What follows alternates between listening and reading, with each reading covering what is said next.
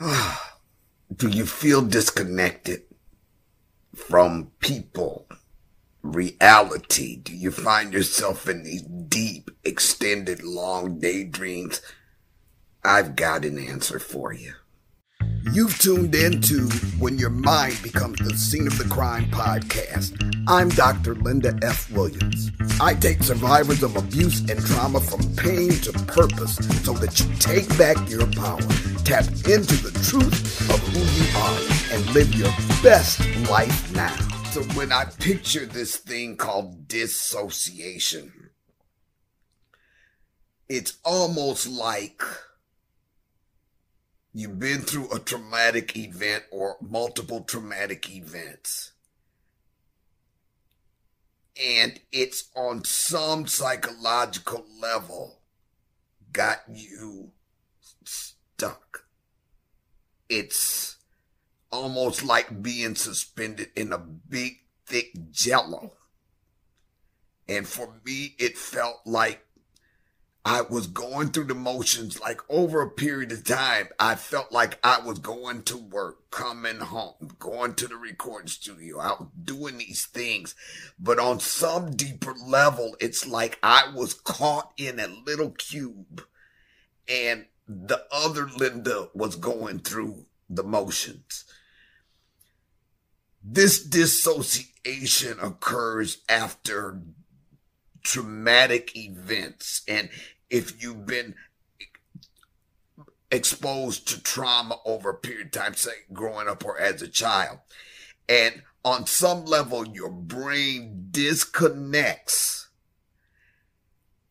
and it separates you from the reality of the traumatic event in order to protect you on a psychological level.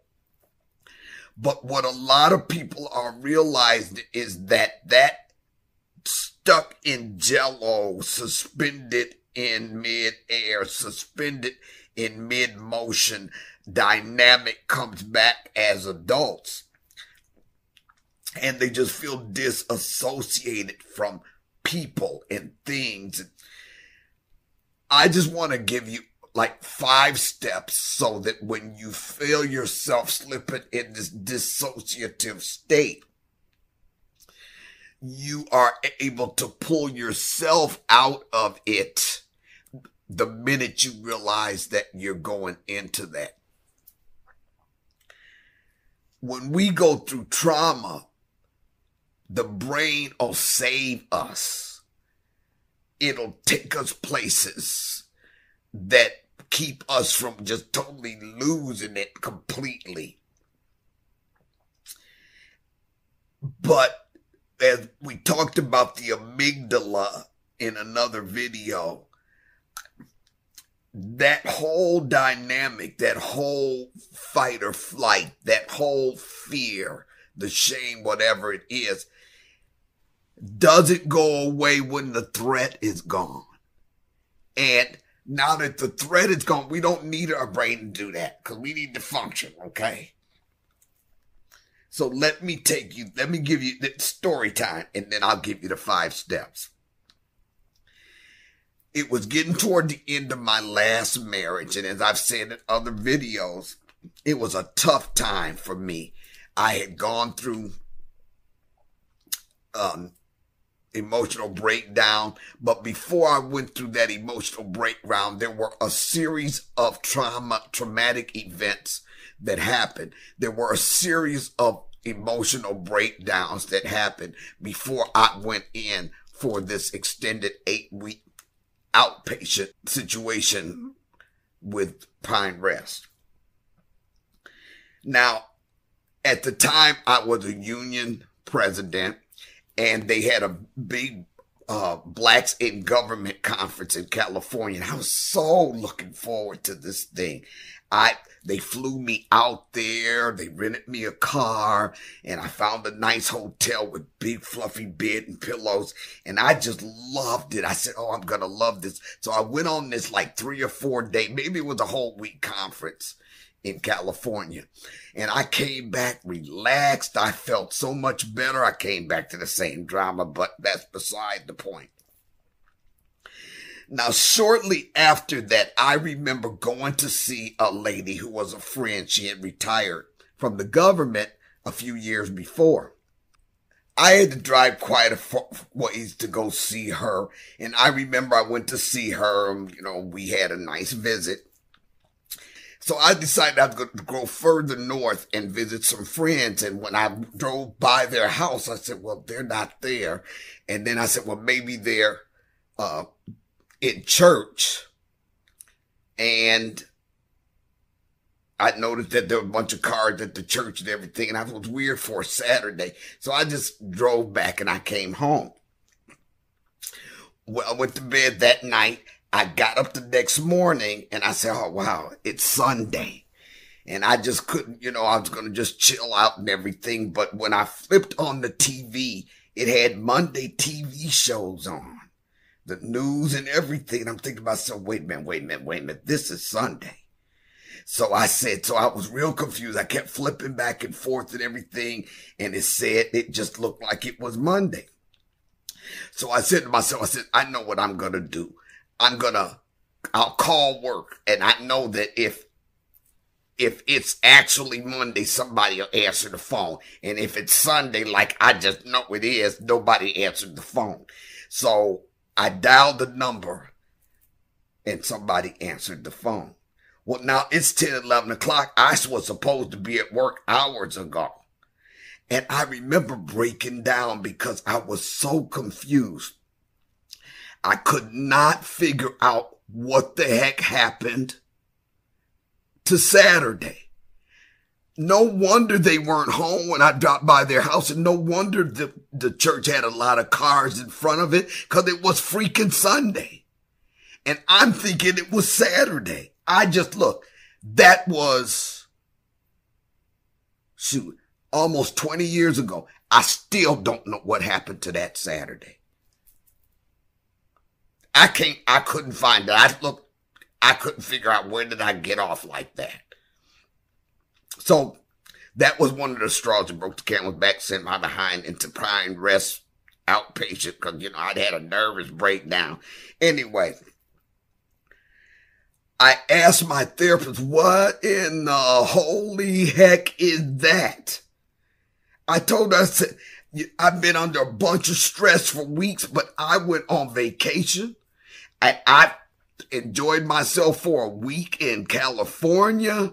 I had been looking forward to that. I loved it. I should have been fine. And why did I lose a whole freaking day?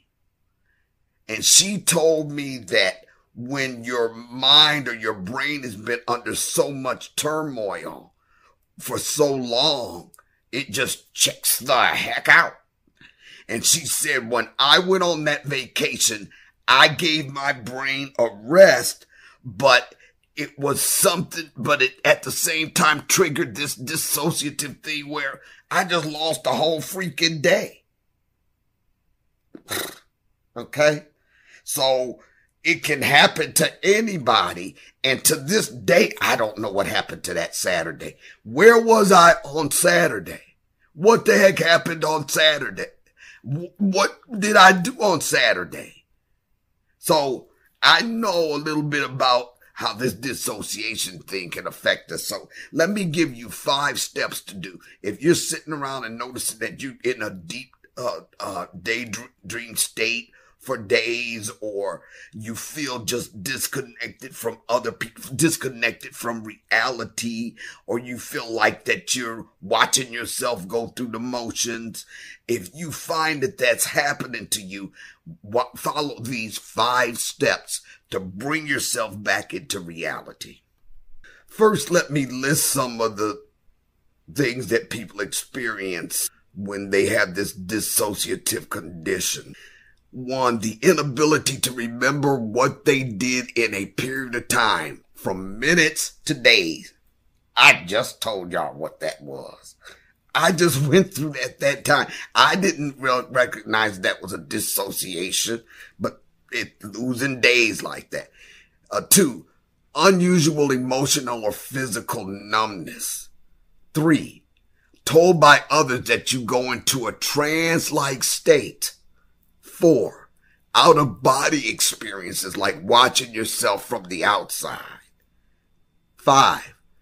Dissociation from physical surroundings. 6. A sense that the world does not feel real or like dream or being in a movie. 7. Confused sense of self. 8. Potential safety concerns, i.e. unintentional dissociation while driving a car or while cooking. 9. Not recognizing yourself in the mirror.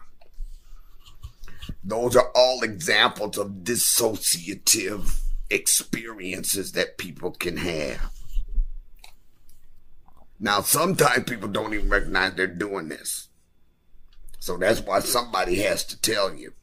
But when you do, we're going to give you 5 things to do in order to bring yourself back to reality. When you feel dissociated, name 5 things you see, 4 things you feel, 3 things you hear, 2 things you smell, and 1 thing you taste. Now you can do this anywhere you are. It's called the 5 senses rule. Things you see, things you feel, things you hear, things you smell, and things you taste. 2, mindfulness walk. Notice how your body feels with each step. Take your time, paying close attention to the physical sensations throughout your body.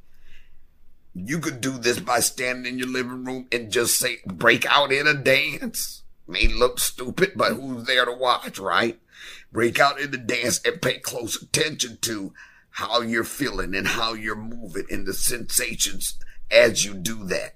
What that's doing is bringing you into physical touch with your own body. Number 3, slow breathing helps. Close your eyes and breathe in and out, slowly counting up and down from 10. This will help you relax and it aids in clear processing of thoughts and emotions. 4, write a daily diary. Recall your day in detail. Make a point of noticing any dissociations that may have occurred and try to recall any thoughts or emotions before, during, and after. And number 5, and most importantly, get into therapy. I cannot emphasize enough the importance of that because therapists know how to help you to connect the event or events that resulted in your having to dissociate like that in the moment so that you can begin to take more control over the frequency of those events, pull yourself out of them more quickly, and then begin to deal with the trauma and the subconscious dynamics that are going on there that are causing you to either not recognize that you're having this dissociation or to feel like you're out of control of the dissociation, and help you to know how to in the moment, pull yourself back out of that. It's so important that we understand the whys behind the things that we're experiencing after trauma. There's empowerment in that.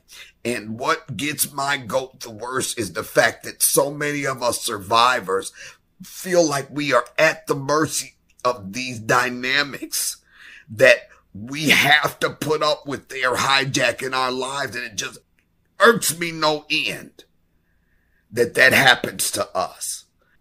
So these are things you can do to pull yourself back into reality in the moment and kind of feel more empowered.